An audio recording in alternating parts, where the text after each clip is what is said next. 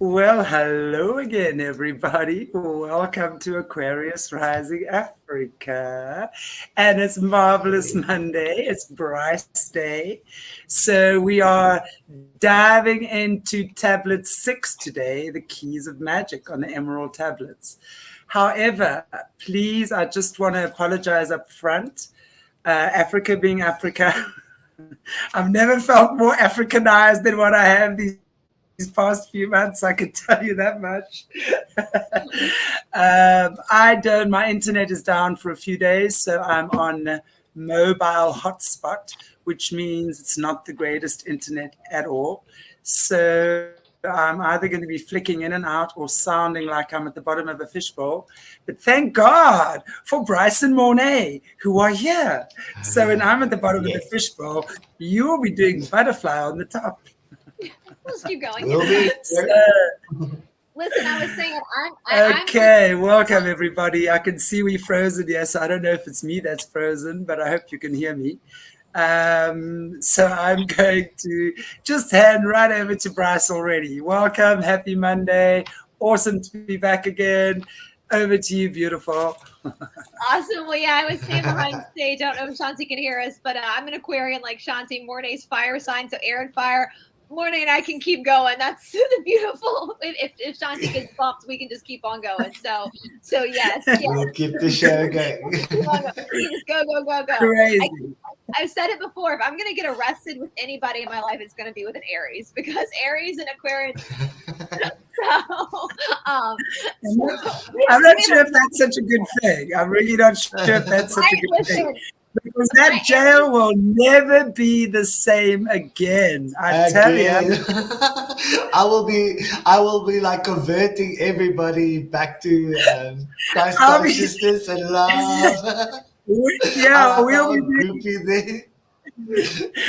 be doing yoga. We'll be doing all sorts of fun things. I have to tell you though, one of our friends, talking about jail, got arrested accidentally, but it was a complete wrong thing, She spent a weekend in jail, and it was just after we were anointing. We started anointing. So she gets everybody in the jails. She gets sunflower oil from the kitchen. Never mind olive oil. She gets sunflower oil from the kitchen, and the entire weekend she's got everyone cleaning up, scrubbing. She's a bit OCD. She had everyone cleaning those jail cells. It was amazing, anointing everything. It was quite a transformational experience. Wow. I'm very proud to call myself a friend. That is so fun. No, I will tell you guys one funny story before we get into about jail. I'm one of the rare Americans. I actually really like jury duty. I love serving jury duty. So, of course, United States, we have to go. They call you in if you're registered to vote. You have to go, or they can technically arrest you if you don't show up. But I love it because it's so juicy. Like, you sit in these trials and you hear everyone's shit. Like, it's so juicy. So this one time in Los Angeles, I was serving jury duty. I was like 24, 25 at the time, and it was my first time. I was so excited.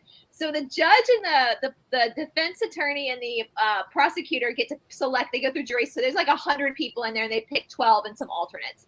So they're asking you all these questions about your life to see if you can be non-biased as a juror. And one of the questions they asked is that Bryce or me? You can hear me, right? Yeah, you're cool. Yeah, Bryce is cool. Yeah, everything is good.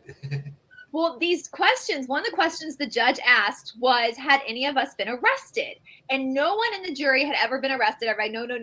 They get to the very end, and then there's this little old lady in like her 80s.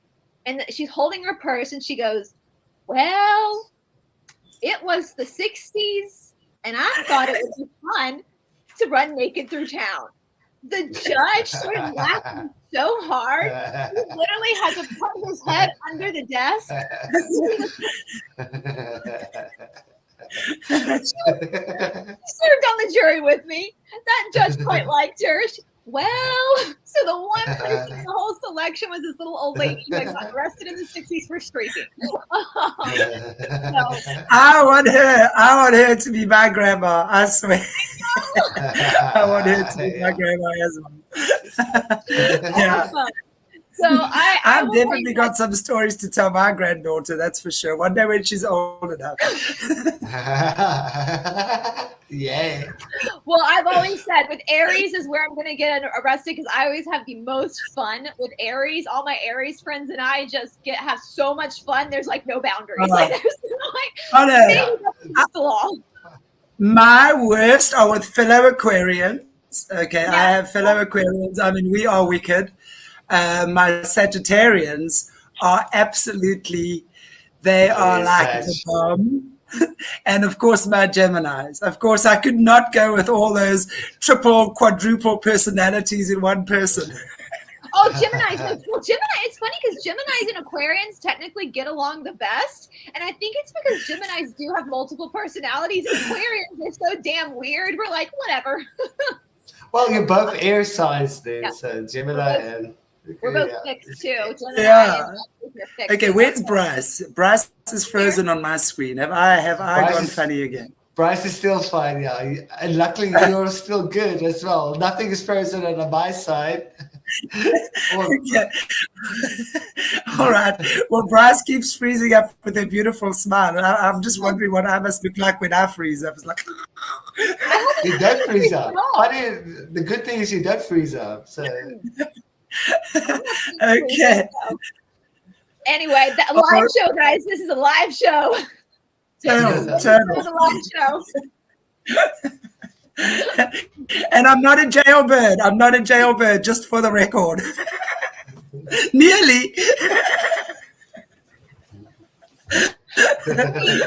We still got time. I remember when we were at school, we were hitchhiking around Port Elizabeth. And the cops gave us a lift. And we were sitting in the back of the cop van, and the cops gave us a lift all over PE. So we were very happy. That's about the closest I got. Or there were 6 of us young girls. It was fun. I thought I was going to end up in Indian jail one time, which is not a jail I want to ever end up in. And I wouldn't have. It was just so in India we drive scooters and mopeds. And I thought as a white person, like us white people were doing a pretty good job doing these scooters and mopeds. But I got on the back of a scooter of one of my Indian friends. And first of all, I saw my life flash before my eyes multiple times because Indians know how to really maneuver. And at that point, they had created a helmet law. But if you got pulled over without a helmet on, it was like a 200 rupee ticket, which is like $2. And then you couldn't get a ticket for the rest of the day. So it was no big deal. And so I was in the back of my friend's scooter. And we were coming back into Gokulam, and the cops were trying to wave us down because I didn't have my helmet on. And I heard my friend whisper over his shoulder, hold on tighter. And we started going faster, and we outran the cops. I was shaking for the rest of the day. And I told my friend, I was like, listen, in America, that's a felony. You cannot run from the cops. He was like, oh, no, not India. I was like, I gathered that. But the whole back of the scooter ride, I was like, dude, it's just 200 rupees. I'll pay it. It's no big deal. I literally thought I was going to have to call my parents from Indian jail. Like, I really thought that. No, didn't happen though. So anyway, but yes, I love funny jail stories like that. But we are talking about tablet 6 today, which is actually, I keep saying every tablet's my favorite tablet. But this for real is now my favorite tablet because both tablet 5 and tablet 6, I think as we get through it, you're going to see that Thoth is basically parroting things that Shanti has said, that I have said about what is actually happening right now in our timeline. And I'm going to preface this too by saying, I know I talk about the Law of One a lot. I love the Law of One. I'm so grateful that I was introduced to the Law of One because once you read the Law of One and you see the template of dark and light from a spiritual perspective, everything going on in the world right now makes perfect sense. You know, there's so many people, and that's what we're going to see with Tablet 6. There's so many people out there that are saying, oh, you know, the bad guys are gone. The bad guys are gone. No, they're not. Because we are on a third density planet and both the dark and the light are both in a state of harvesting right now, which is the word they use in the Law of One, which means that the Law of One, they see the dark and the light as two different spiritual paths that you can take. Now, the darkness can only go to a certain level before it has to go back down into the light. And the light can only go as really high. And this is where we see the law of one, where they talk about darkness can't create anything, only the light can. The only thing the darkness can do is mimic from the light or steal from the light. We're going to see this in tablet 6. And so if people haven't read the law of one, I would highly suggest starting that book series. It's literally called the law of one. And once you read that, regardless of what spirituality you practice or religion you practice, it can be like yoga. It can be adapted into whatever your beliefs are, right? And so I would highly suggest people read that. And he's going to basically talk about what the law of one is saying. Right. And this is necessary. I mean, as Shanti and I've said many times, the more you look at spirituality and human growth and consciousness, it is necessary to have a polarized planet for you to find friction, so that friction can give you the information and the wisdom you need to choose correctly. Choose what's good for you. Third density planets, as they say in the law of one, are a planet of choice. You have to make choices, right? And that's what we're choosing, to react in certain ways. And you don't have choice if there's no polarity. And that's why people ask all the time about, I'm a huge vegetarian. I know Shanti and Morné promote that as well, like the not eating of another being. But when people say, well, animals do it.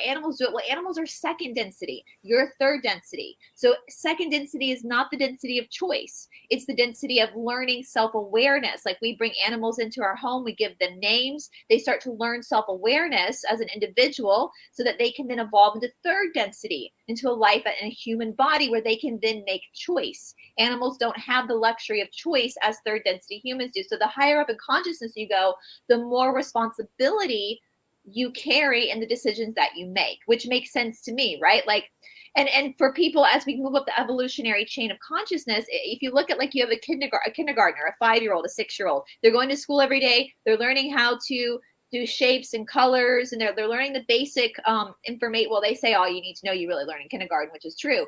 But you wouldn't then take your kindergarten and throw them into law school, right?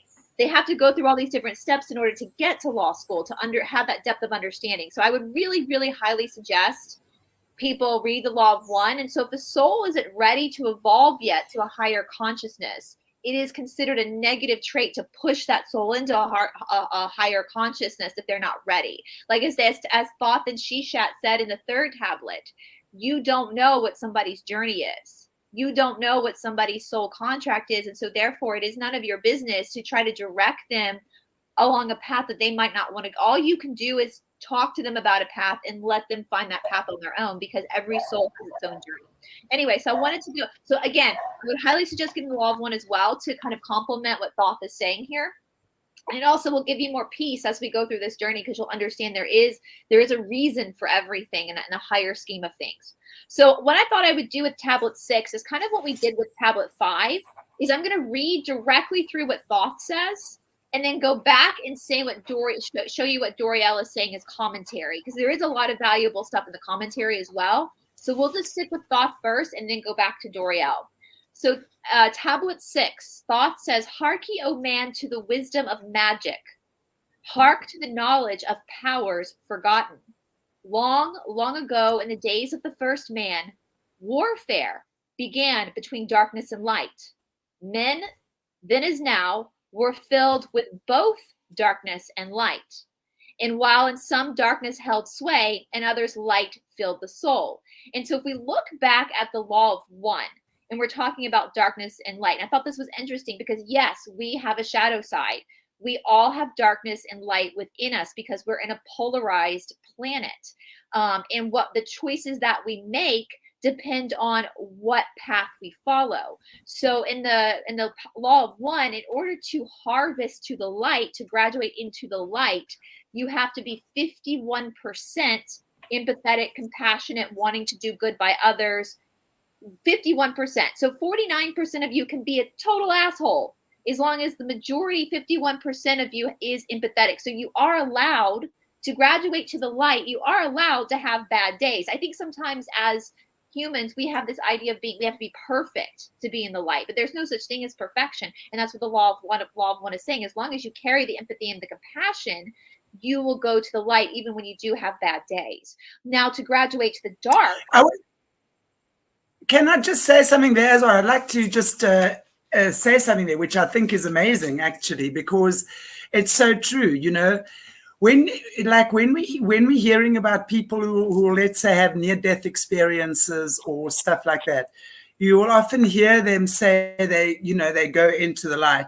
But I've also heard stories where they talk about where they've been hauled into the dark and been, I don't know, strangled by demons or whatever the case might be, right? Can you still hear me? I'm flicking in and out here. You're good. Are we good?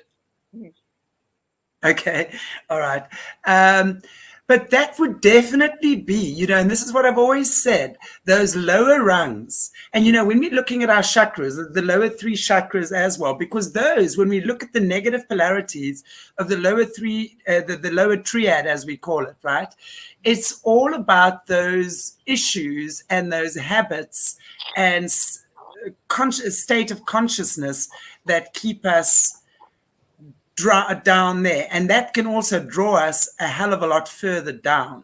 So we have those energies, and as you said, it makes perfect sense. You've got to be 51% where you can elevate, and then you would use those lower rung aspects of yourself as part of the friction, right? So that you can elevate more. So it's good to see that we don't have to escape by beating things up and whatever. Sometimes, yes, because I know what some of those creatures in the dark look like. Those creatures of the night are very, very scary, and they can do a lot of harm if you don't know but we can actually talk about that another time, because I've done quite a bit of study into that, right?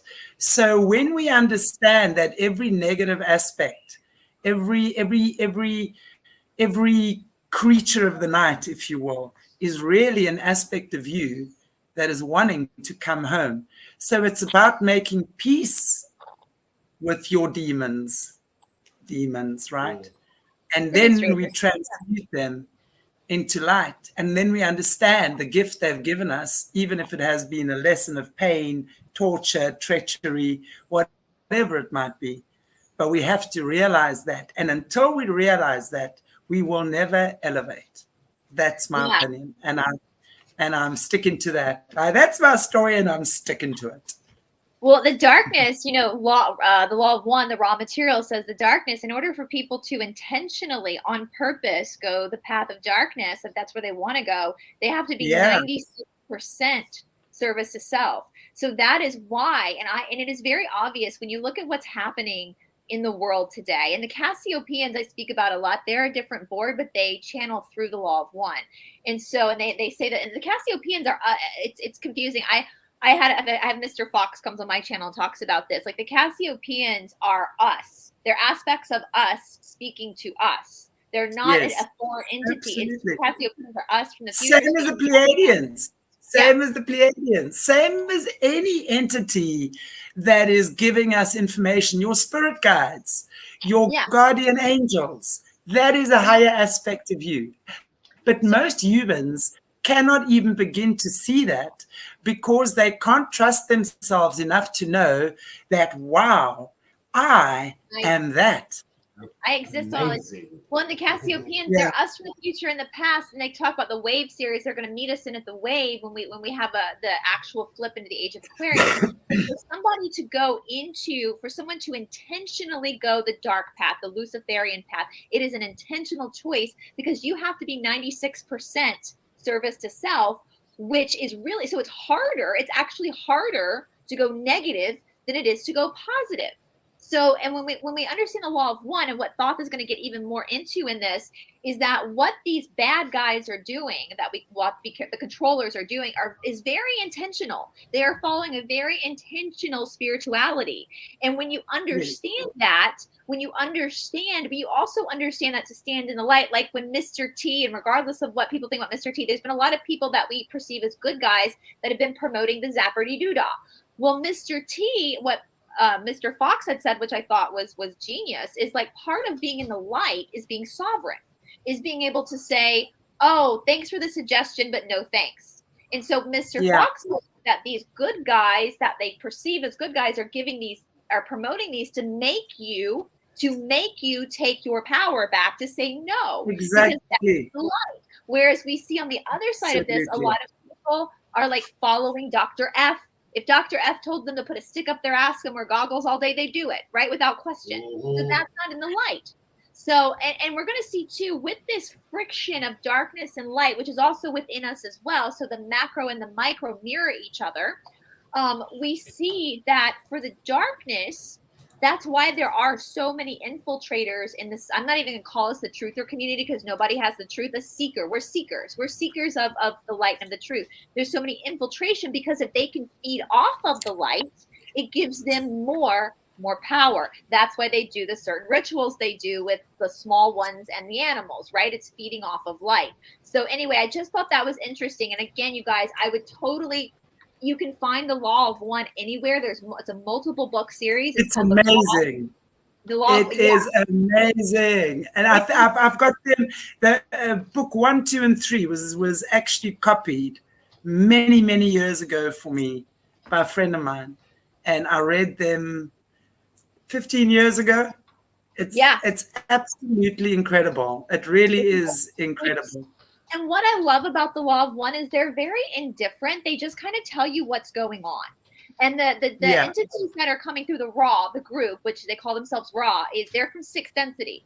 And they call themselves the brothers and sisters of sorrow, because they came to Earth to try to help us. And they created the pyramids and all that kind of stuff. And it actually bit them in the butt, because the darkness took it at the fall of Atlantis. So they're trying to help us again understand what's happening. And I think that you really should read the Law of One, so you really have a very scientific kind of understanding of what's happening right now and your place in this. And you can do, Mr. Fox is going to do a show with Catherine Edwards and me as well. Maybe I can get him to come on with you guys too, to talk about the Law of One as well. He's kind of an expert in the Law of One. And it's absolutely brilliant, and it works with every religion. It works with it does not discount, in there anyway. So to understand Thoth deeper in 6, I would suggest doing that, because you really understand. I think sometimes, especially coming from like a Christian background, people have this idea that the darkness is just going to get squashed and that's it. That's Lucifer's going to go, but that's not really realistic. In that sense, like even if you come to the 4th density positive, where there is no more polarity, there is polarity in a different way. Like the higher you go up in consciousness, the polarity shifts. There always has to be friction. There always, in order for growth to happen. Energy cannot be created nor destroyed. It can only be transferred or transformed. Yeah, That's not going to work. From what I understand with like 4th density positive, that's like the 4th density plan of like what we call like love and light, where they don't allow any type of like darkness. And so that the not allowing of darkness is what actually brings the friction in that density to then graduate to 5th, where it becomes wisdom, where you start to understand the wisdom of the friction and all that kind of stuff. And so I would highly suggest people getting this book series and reading it. I think you can find free PDFs online as well. So I'll read that again. He says, "Hark ye, O man, to the wisdom of magic. Hark to the knowledge of powers forgotten. Long ago, in the days of the first man, warfare began between darkness and light. Men that is now were filled with both darkness and light. And while in some darkness held sway, in others light filled the soul. Age old is this warfare, the eternal struggle between darkness and light.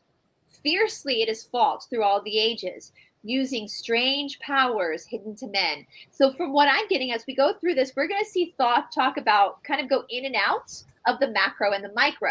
So everything he's talking about can be in the macro, but it's also happening in the micro as well, internally as well. "Adepts have there been filled with blackness, struggling away against the light, but others are who filled with brightness, have ever conquered the darkness of night. Where'er ye may be in all ages and planes, surely ye shall know the battle with night. Long ago the sons of the morning descending found the world filled with night. There in a past time began the struggle, the age-old battle of darkness and light." And if you guys remember, at the end of the 5th tablet, he talked about the fall of Atlantis, that the darkness, and that's what happened in the Law of One too. Again, the path of darkness, the service to self, can only go to a certain density. and then it has to cycle back into the light because it can't create. So the darkness kind of sputters out where the light keeps going up. So eventually all these people who are over here playing in the darkness are going to have to eventually come back to the light. That's why it's called the law of one. What we misrealize is that the dark energy or the negative forces or the devil, or I don't know, whatever people choose to call it, it is created through our own consciousness. Earth carries the consciousness of every human being. So this is why I keep saying, you know, we can go through these things intellectually, we can read about them, we can dialogue about them, we can debate, whatever, it doesn't matter. All we're giving you here is understanding. But that's good, because understanding creates transmutation or transformation, and therefore resurrection, which is what the Ankh is about, right? That's what the symbol of the Ankh is about. So when we understand things, we can then place it into how that fits with us.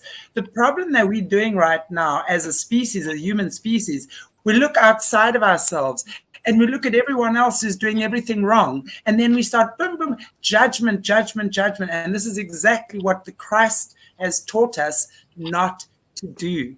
So the minute we stop judging those around us for things, whether it's good or bad, I mean, we have every right to approve or disapprove.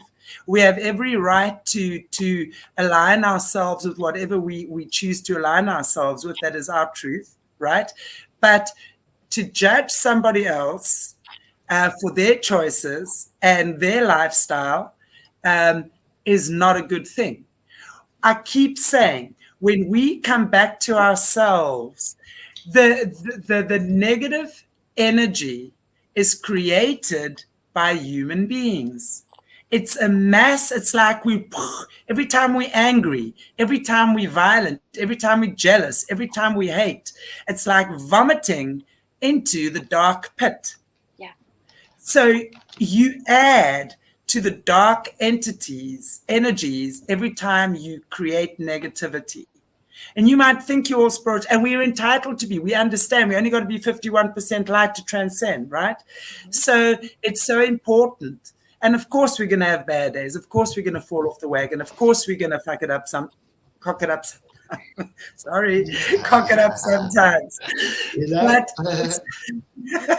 But you always have to come back to yourself and ask yourself, what is this teaching me? What do I need to see? What do I need to learn? What can I change? What can I recreate in my life, in my environment? And as we do that, naturally the forces then transmute and becomes gold, right? And then the negative entities or energies automatically unplat or unravel. In the meantime, trying to tell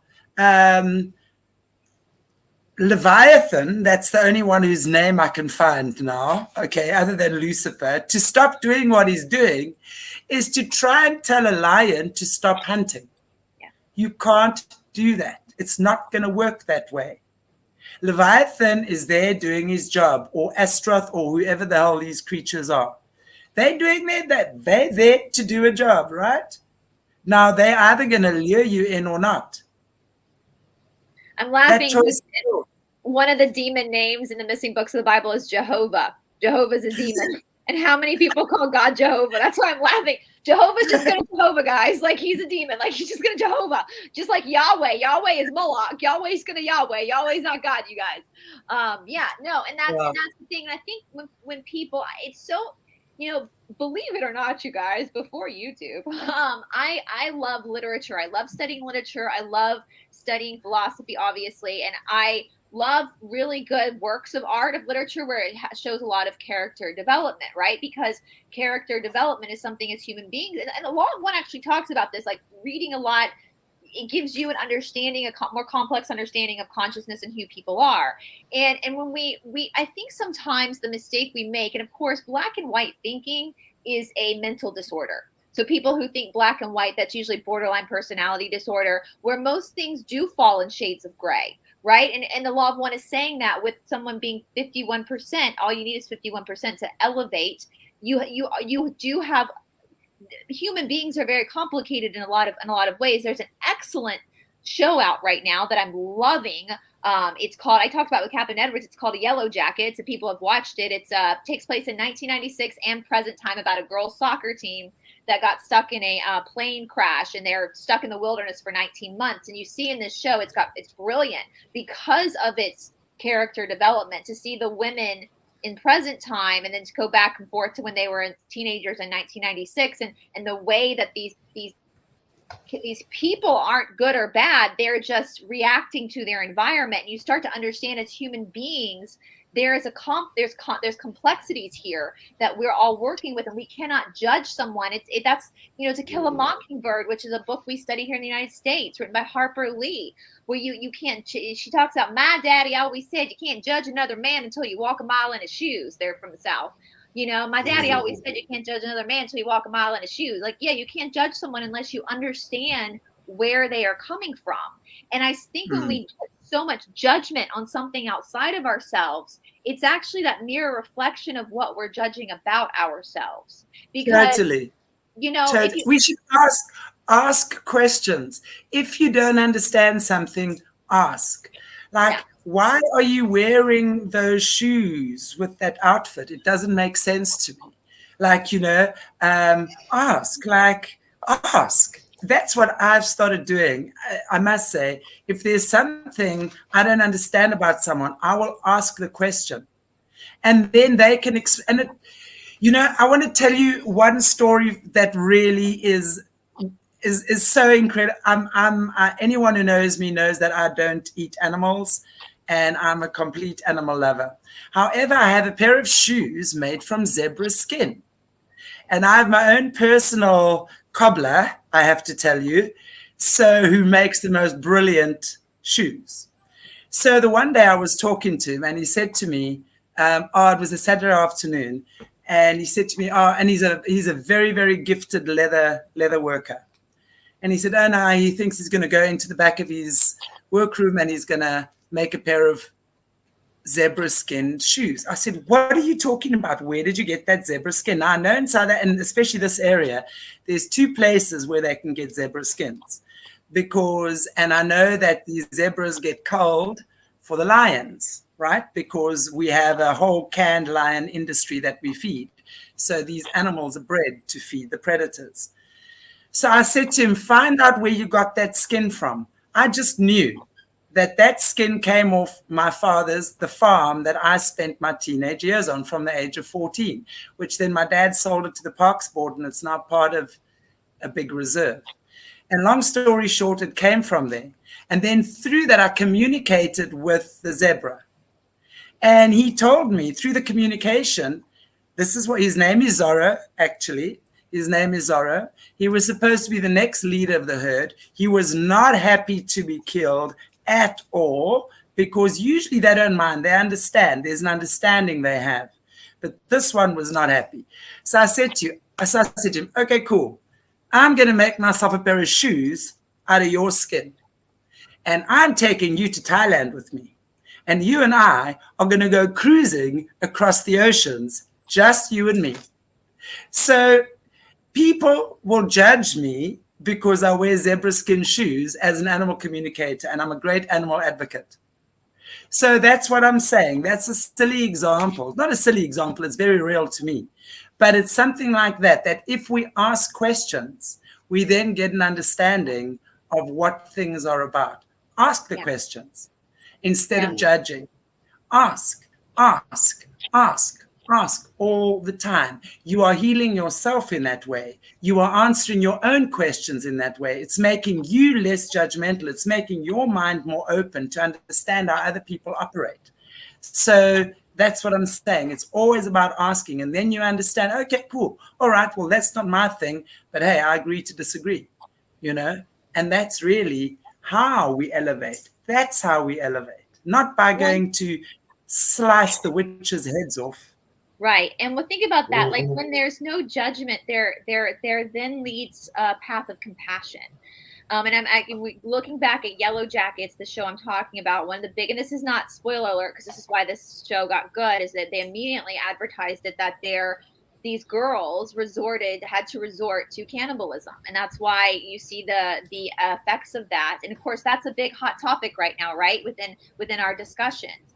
And the scene in season 2, when it happens, when they have to do it, it was so emotional. I was emotional watching it. They show the girls disassociating because of what they're having to do. They show one of the coaches that survived throwing up and having a really hard time. And the next day, one of the girls didn't remember, like she had blocked it out.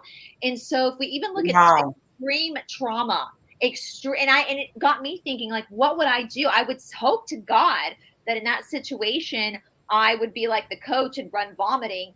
But you don't know. And then you see the girls as adults and how they are responding to that trauma 25 years later. And you start to have compassion for an act that we see as evil. You start to understand that this is a complicated situation. These were 16-year-old girls alone in the wilderness for 19 months by themselves, didn't know how to hunt in the harsh winter of snow, and you start to go, yeah, you can't judge someone until you walked a mile in their shoes. Now, this type of cannibalism is definitely very different from what we're talking about with like the club, right? The controllers. But you start to understand that human karma, human dharma, human experience is very, very complex. And if it's easy to judge people who've had to survive, but you've never been in that situation, and to see it's a brilliant show. I suggest everybody watch it, because it does teach you to be humble and to understand that you don't know what people are going through. You don't know why the traumatic responses people will take to actions that they were forced into. I know a lot of the people that survive these controllers cling heavily to Christianity.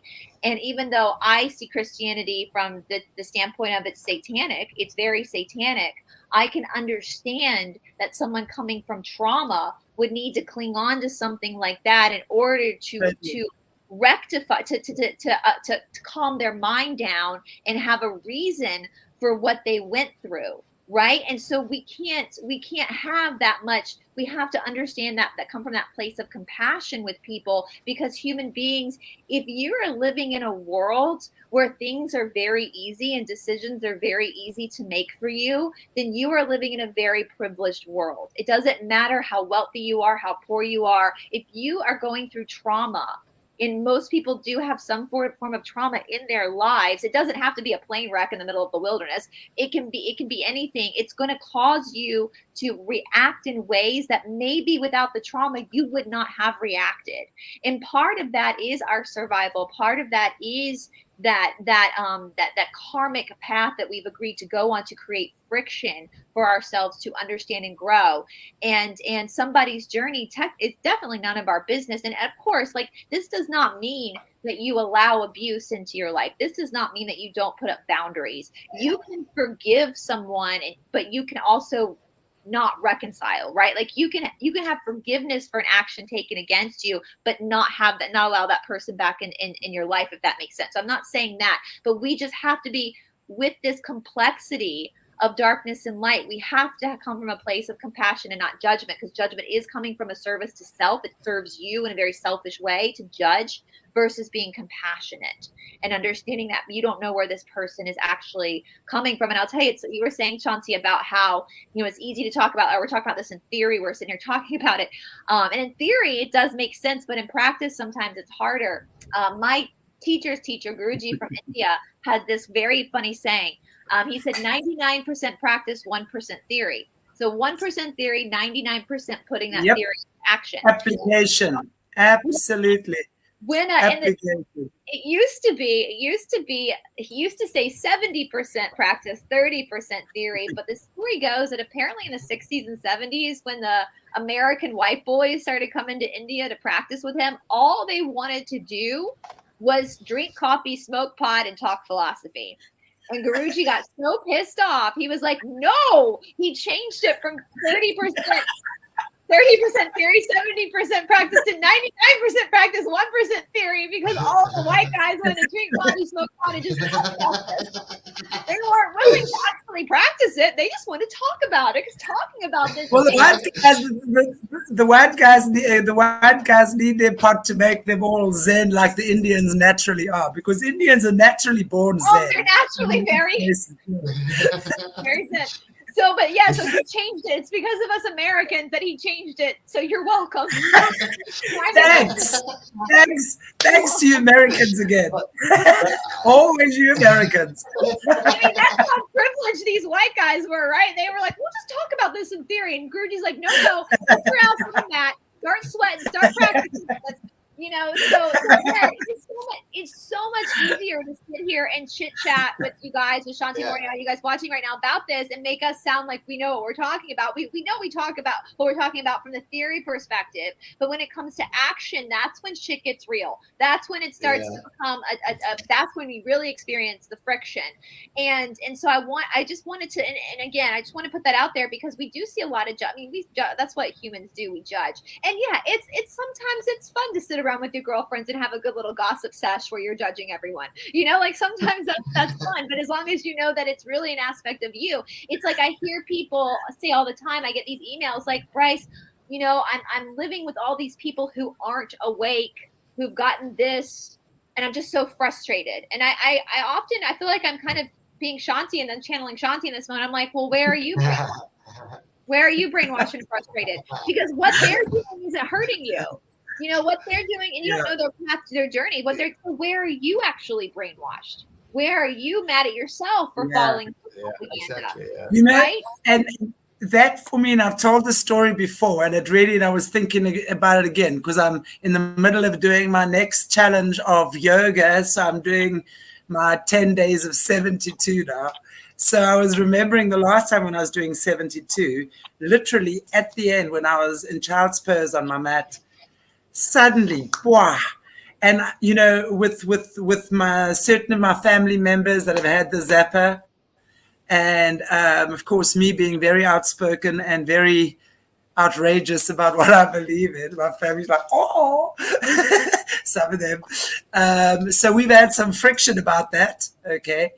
But what was amazing was in that moment, my whole heart chakra literally burst open. And I knew she was in trouble. And in that moment, I was energetically able to just hold her. She lives in Australia. Okay. I knew what had happened. And then the next day I spoke to her. And since then, I've been talking her through this because she had number 3 and quite hectic injuries. She's now on the mend, thank God. But what I'm saying is that it took that for me to stop judging the jabsters, because I understood in that situation how each and every one believed that they were doing the right thing. Some of them made choices, they threw up the choices, family, work, Yes, it's a very different time now. But let's say 3 years ago or 2 years ago, many people didn't have a tenth of the information that they have now. We've done a great job. I've got to say, channels like ourselves have done a great job spreading awareness all over. So it really, sometimes in my situation, it took a drastic situation for me to stop judging. And then suddenly the next day, and I was all mad at her husband because in my opinion, he was the one forcing this upon them. And then I realized how honestly, it just came to me. God just showed me in a nanosecond how he believes he's protecting his family. And how does one argue with that? Right. So I stepped back and it changed so much for me since then.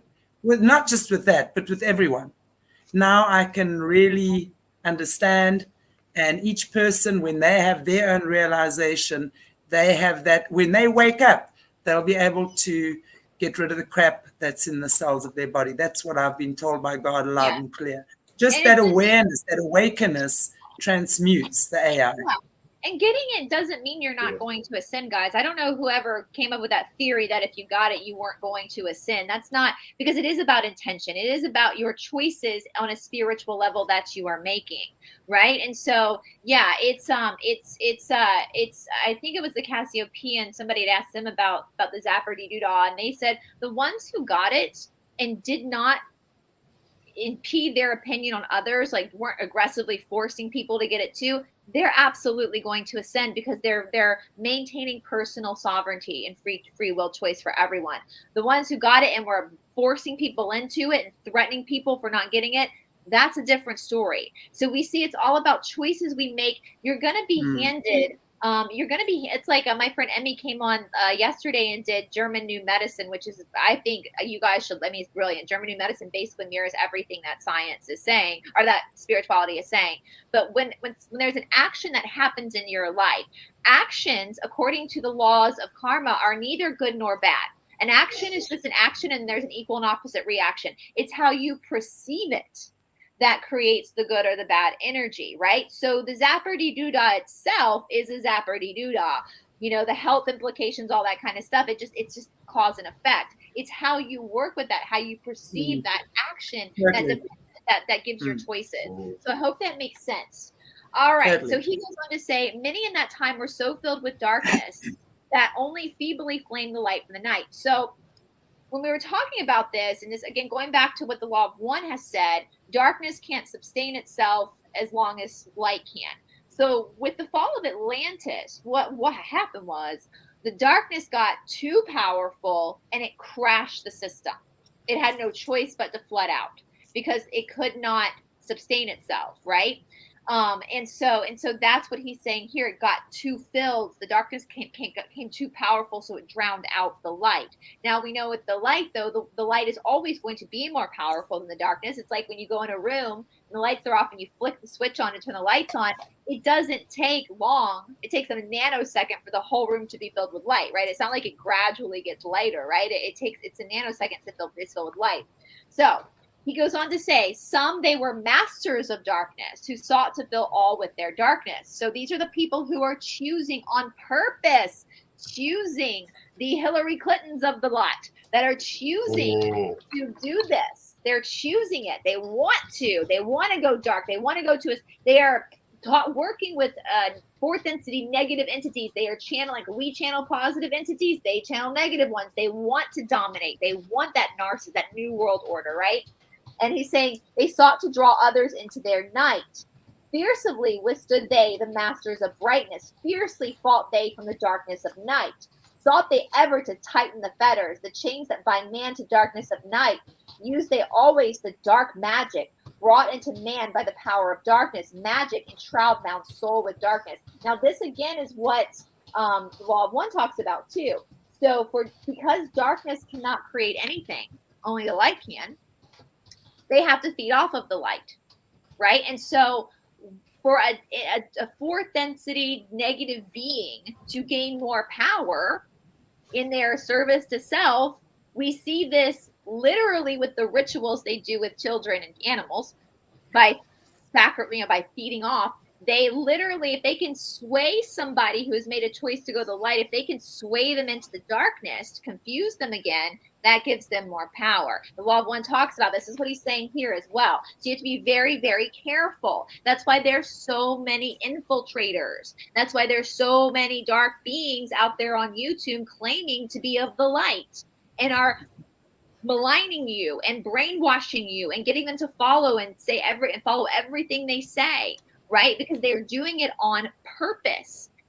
Now, the funny thing is, the law of one says what's hysterical is that these people on planet Earth right now who want to go fourth density negative, they're using you, but they don't realize they themselves are also being used by the higher density beings too. They are Totally. So it's a dog eat dog on that. On our side, it's not dog eat dog. On their side, it is. So that's kind of the funny thing. So that's why I've been really so big about people doing shadow work, getting away from watching YouTube all day. Because literally, if you think about the people you complain about over here on the other side, the normies who are watching the news all day, watching CNN, BBC all day. Well, what are you doing on this side? You're watching YouTube all day. It's still media. You're the right and the left are two Agree. sides of the same coin. It's ultra both balance. sides. The Balance. The Yeah. religion of control for our side is Christianity. The religion of control for their side is science, right? So you got to step away from both of that in order to maintain, to fight back against the darkness. And that's what to stand fiercely against the darkness. And he's going to talk, Doriel is going to get into organic portals as well, which I've done 3 parts on my show on what an organic portal is. We'll get into that because that feeds into that battle plan even more. We'll get into a discussion into that probably next week when we get into that. But well, so hold the organic portal idea in your head because that's going to come up too. Banded together as an order, brothers of darkness, they through the ages, antagonists, they to the children of men. Walked they always secret and hidden, found yet not found by the children of men. So they're secret and hidden, these brothers of darkness. Well, what do we know they're called here? The Luciferian Brotherhood. So there are, let's talk about it in our own community because I feel like this needs to really be hitting home with you guys. There are truthers, quote unquote, who are part of the Luciferian Brotherhood, and they are like the Pied Piper leading you astray because they're you can't see them because they're feeding your ego, right? They're feeding your ego. They're telling you, don't worry, eat popcorn, relax, it's all taken care of. They're feeding your ego, leading you astray so you don't see the truth that they're actually not here for your highest good. And then people like Shanti and Morné and I are like, do your shadow work. And then we get called witches because we're actually telling you, no, this is on you, boo. Like, this is on you, boo. No one's saving you. No one can possibly save you. You got to do it yourself. And we get caught, because people are being led astray. And he's saying that right here, that this is tale as old as time. Tale as old as time, right? Yeah. Tale as old as time. Forever they walked and worked in darkness, hiding from the light in the darkness of night. Silence, secret. Everything happening underground. Everything happening in dodgy underground cities and tunnels and totally hidden. And even like the ones that are on YouTube, those aren't their names. Like, they are told their real identity. I know one that's not her real name. His real name. Tell us. Girl, I'll tell you off camera. You know this person. You know this person because you too know this person is a infiltrator. You figured it out before I did. So, and it's a she who's actually a he, and this she who's actually a he likes to say everybody else is a man or a woman, but actually she is a he, and you can tell by his hands that it's actually a man. And that's not their real name. It's not their real name that they use on YouTube. It's not so even their identities, they keep hiding. And why can they, like, I'm a terrible liar, right? Like, you can tell when you're a person who wants to stand in truth and wants to stand in light, when something isn't true, you can tell it viscerally on that person. But these people who are literally want to be in darkness and literally worship this particular truther that I know worships the demon that's right under Lucifer. Like, I've been told that in confident. Like, this is what I'm telling you guys is legit. And they're hiding who they really are, and they are telling you things like the raid on Mar-a-Lago was done by the White Hats, and everyone's believing that. It's like, are you out of your fucking mind? If you were in a relationship with somebody and they lied to you like that, they did something psychotic, like dressed up as a bad guy and invaded your house because they love you, your friend would tell you were in an abusive relationship.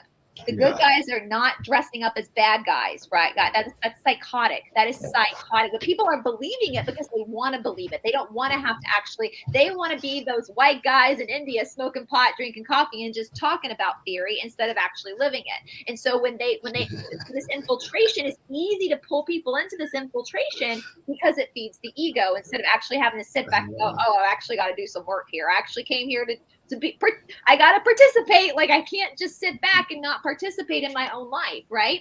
So anyway, silently, secretly, they use their power enslaving and binding the souls of man. So when you're falling for this bullshit and you're falling for the MK Ultra, your soul is being bound by your own duty. Now, the good news is at any point you can be like, you know what? This is bullshit. And you can walk away and find it. But like, how apropos is this for what we see here? Unseen they come and unseen they go. Man in his ignorance calls them from below. So you are, and it's like Shanti was saying, right? You're calling them in by your own vibratory reality, the look from below. And organic portals, which we'll talk about next week with Tablet 6, organic portals are 50% of the human population. So 50% of the human population does not have the upper 4 chakras. They only have the lower 3 chakras. 50%. What? They're called organic 50%. You shitting me. I'm not shitting you. No way.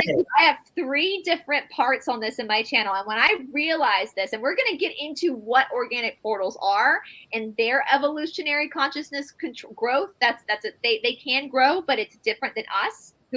We're called souled people. So sold, not sold as in like sold as a product, sold as an SOULED, like you have a full soul. An organic portal does not have a full soul, right? Yeah. So you have all and they come here for service to self. Yes. And I would imagine though, but now if I'm thinking about this, let's think about everyone comes to Earth. We understand Earth is where everyone is welcome. We all wear a meat suit here, but what's underneath the meat suit, we don't have the eyes. Well, most of us don't have the eyes to see, right? So we all just act like, we all look like normal human beings if we're human type thing, right? So it absolutely makes sense that let's say the tri-chakras, 3 chakras will come here because that's their purpose. They have not developed anything over and beyond that, because you have the root, you have the sacral, and you have the solar plexus as your lower chakras, right? So those are the ones that are going to keep you grounded is a good word, but I'm going to say rather stuck. But in the meantime, when you've learned to transmute them, they are there to keep you grounded, but they at the same time expand, hold the space, be like the anchor for the rest of your expansion to occur. But that doesn't mean that these people or these entities do not have the opportunity of...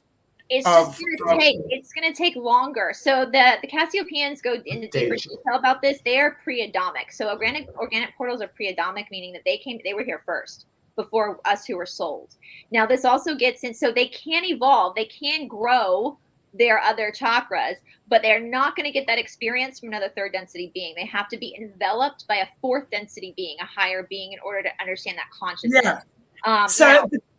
But that's what I'm saying. Sorry to interrupt you, but that's what I'm saying. It's like, how do they learn? You see, they learn through kindness. How do they learn how to become higher density beings, right? They won't learn that from us. So the organic portals, so just so you guys are aware, organic portals, we're not talking about, now there are sold people who have fully sold, like Clintons, that are trying to go negative. And they will use organic portals through manipulation to try to derail you. And we're going to get into this deeper into Doriel's commentary about what this looks like. So organic portal person, you're not going to know. Your neighbor could be an organic portal and you'd have no idea, because they don't walk around with signs on their shirt, right? Now you see the way they behave and the way they act. So usually those behavior, they mirror. Like maybe a sociopath or a narcissist or a psychopath or someone like that who really doesn't, they murder, they can kill, they destroy without consciousness. They don't have an energetic center. They don't have. So that's how they can do what they do to babies. Yeah, they don't have an emotional center. So basically souled people like us, people who have the full chakra, SOULED, we come to Earth with a soul contract. We come here with a dharma. Organic portals, however, do not have soul contracts. They're just here, right? And they're utilized by 4th density negative beings. So then this is talked about in the law. The closer you get to awareness, the more you come to enlightenment or understanding consciousness, the more organic portals are going to be sent in your life to try to derail you and feed off of you for the 4th density negative. So you have to be very aware of this the more you're on the path. Now, what was I going to say? So, with organic portals, so and you can't go around calling people. You just basically cut them off. If you realize there's some narcissism mirroring, they mirror you. So, an organic portal does not have an upper chakra system, so they will literally mimic you. They will get their sense of from you. They will start you. Did you ever watch Dexter? Right now, this is very fascinating because when you watch Dexter, okay, now this is a typical example of that for me. When you watch Dexter, talking about that, it really, as I'm saying this, that would give me an example of someone who's kind of upgrading, if you will. Now, let's say Dexter was and I mean, he was our lovable serial killer who just killed the villains, right? One that's through the system. But if you look at his history, what they were showing us was that his mother was murdered by a serial killer, and he sat in her blood with a chain or something, a chainsaw, and he sat in her blood for 2 to 3 days. So that gave him this lust for blood. But now when you watch the series, and you will see how he completely mimics. He'll talk to a guy who's married and happy and say, well, how do I make my woman happy? And he will, and then the guy will say, well, do this, take it. And he'll go, okay, I must go, It's like completely emulating emotions. They have the brilliant ability to emulate emotions in the way that the dark forces have to emulate God's creation. Of course, it's the same thing here. These guys they've not grown up with love. It's just trauma. You see, now again, when we're looking at the beginning stages of this, which is why makes a lot of sense why so many SRA victims are absolutely taken in at such a young age, because they really, really, really, really, really, really do a shitty, it's like they do terrible things to those people that really make them obviously stay stuck in that cycle where you can't get out. So only through, when you look at Dexter again, he learned to love his child, right? He learned love when his son was born. So he learned how to love a little creature somehow. And then at the end, you see, and he always has this thing, you're only allowed to kill certain people. And he had a certain code. And when he broke his own code, he asked his son to kill him. That was the end. So for me, that is and I've been fascinated by that purely because obviously I love human mind, the human consciousness. It's very interesting to me. So when you look at that, you can see it's exactly what you're talking about, Bryce. Like these guys, and you know, a lot of them don't have that. They end up in prison. They end up in all these places where it's a cycle that repeats. Wow. I'm looking at some comments. I want to say, because someone said you guys are describing my mom post-stroke. So there is such thing as a distressed souled person.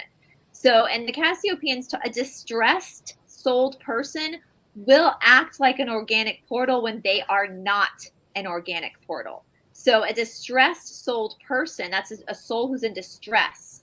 And there's nothing you can do. They got to do it themselves, right? You know, no, it's not King. And people ask me about that. It's not autism. Autism, and the Cassiopeians are very clear about this. Any type of disease, you have to remember, mental disease are conditions of the nature, not the soul.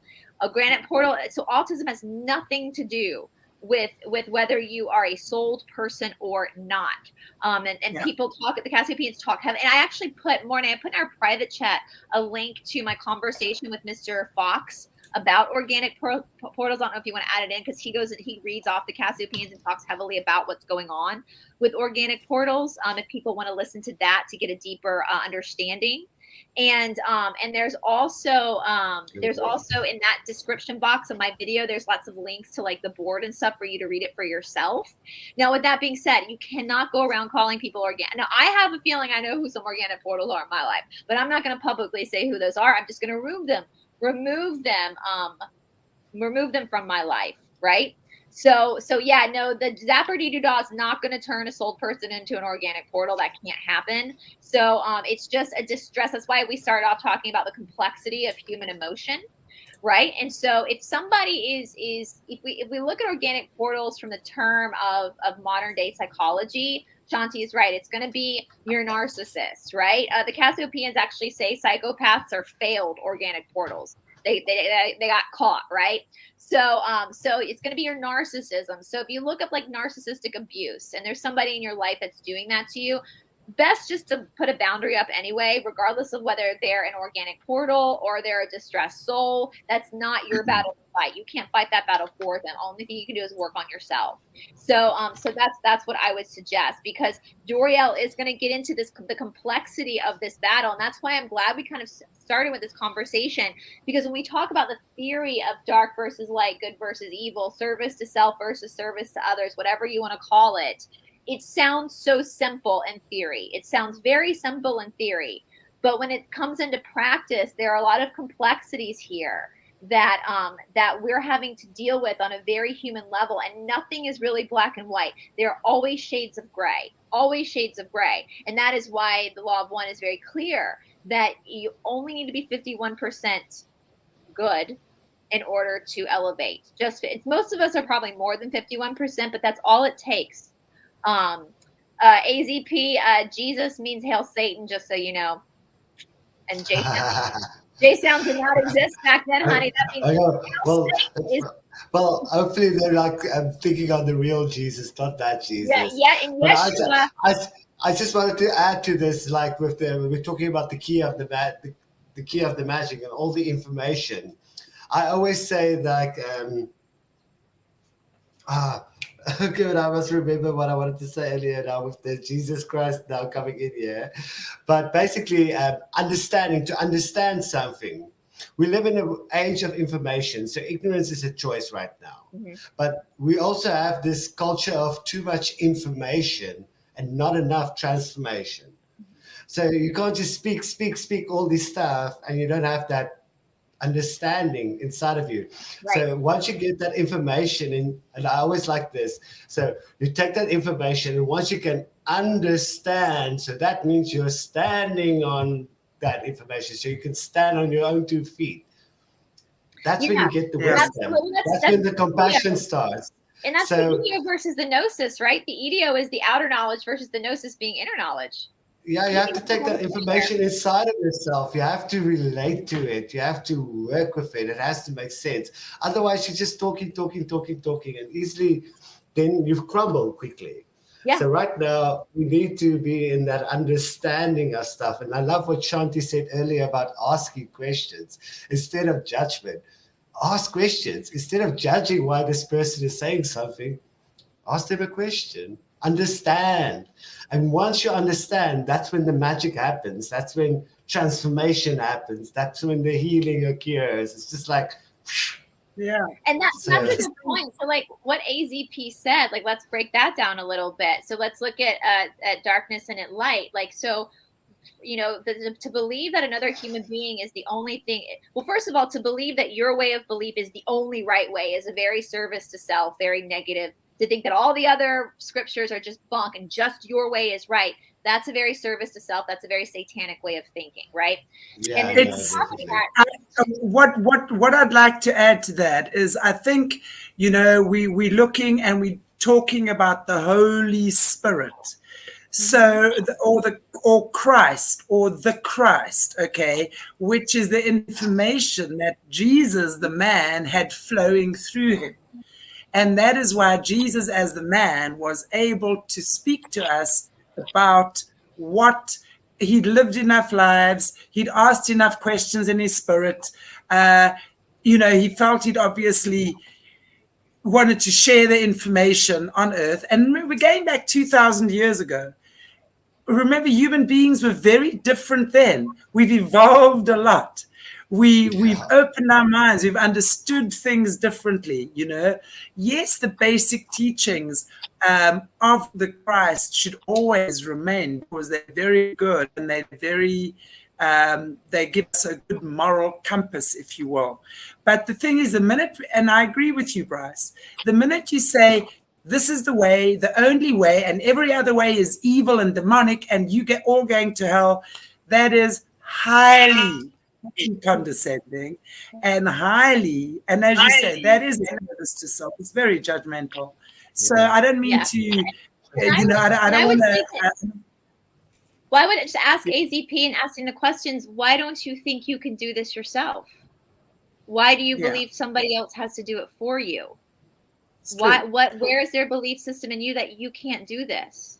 Because you can. That's why you came to Earth. You can. Yeah. And I will say too, what I think a lot of the Christians are going to freak out about too is it wasn't Yahshua. Yahshua wasn't the main teacher. It was Magdalene. Yeah. She was the main teacher. You know that. I do know that.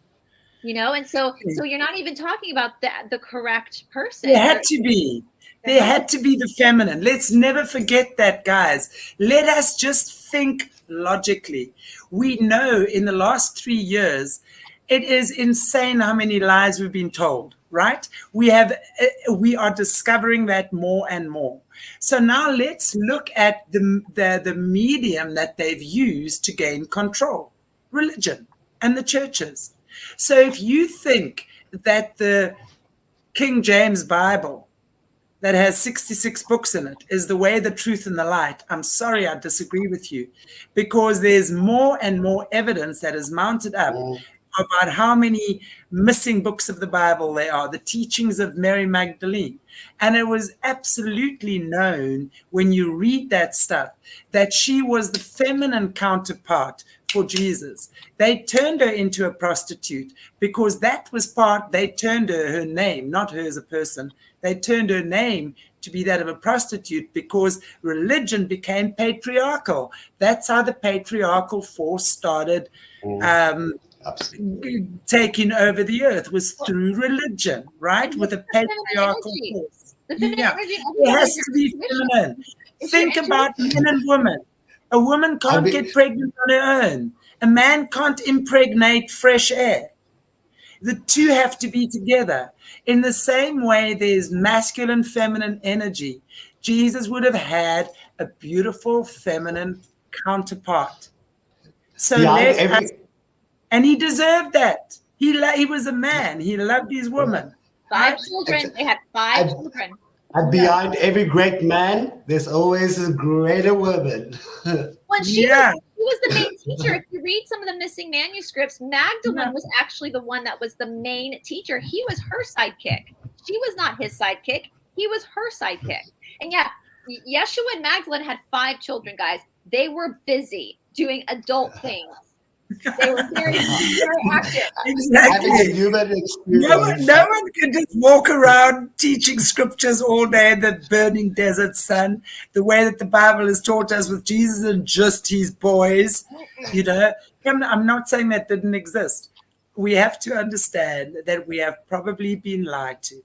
And yes, I do believe the Christ consciousness, Christos, as the Greeks call it, right? The Christ consciousness is God's energy that flows through us, into us, and it's up to us to understand what that is. We can find God in everything. You guys often see the devil in everything. The Christians will always see the devil in everything. Me, I see God in everything. I see, even if it is a devil in disguise, I'll say, what is God teaching me through that?